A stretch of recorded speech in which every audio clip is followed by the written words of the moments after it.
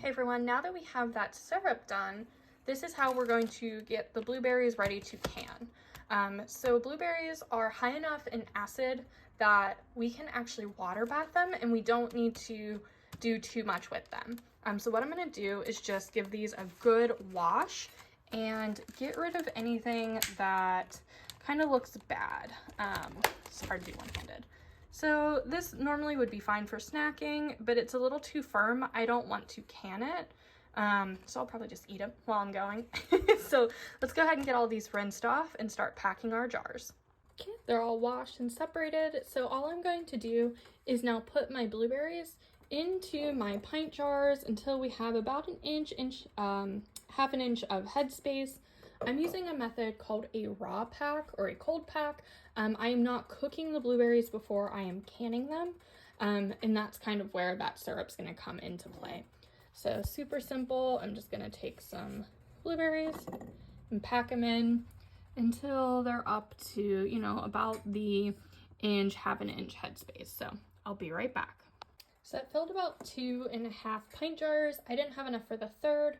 I could have very easily just put it in the fridge, but instead I decided to fill up that headspace with an apple. Apples are also acidic enough that they can be water bathed, so I know that combining these, this will be safe to continue my water bath. So now all I'm going to do is take that syrup that we made and kind of fill in the gaps that are left behind. Okay, so with my syrup, I'm going to slowly pour some of that in. And we can see it's getting up to that headspace. I'm probably going to put a little bit more in here. I'm going to continue that with the rest of the jars, wipe the rims, and put the rings on fingertip tight. And then we're going to go ahead and put them in our water bath canner. So my water bath canner is literally just a stock pot. And I put a towel at the bottom. That way my jars don't have direct contact with the bottom of the pot. Now my water is cold. These jars are cold.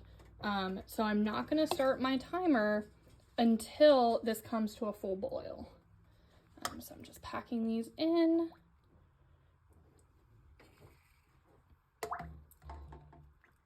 And then see how we have water above the lids? That's absolutely what you want. So I'm not going to start my timer until this is boiling. Then I'm going to wait 20 minutes because I'm using pints and they'll be done. Okay, now I'm at a steady boil. You can hear it, you can see it, and I'm gonna set my timer for 25 minutes. If you're doing pints, you can do 20, but my stove is a little unreliable, so I'm gonna do 25 instead. If you're using smaller jars, you can do 15, but please always check your altitude and go ahead and convert that over as needed, but I will see you back in 25 minutes. Okay, so it's been 25 minutes, and we're gonna cut the heat. I'm going to take the lid off and we're going to wait about 5-ish minutes before we disturb the jars. This is the same reason that we didn't just put the cold jars directly into boiling water. We want to avoid shock and possibly cracking your jars.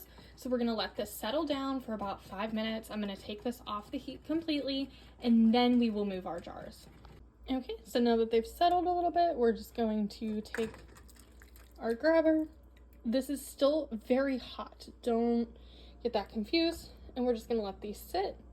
And we're going to let them sit for, sorry, this is hard to do one-handed, about, overnight. And we should start hearing a seal.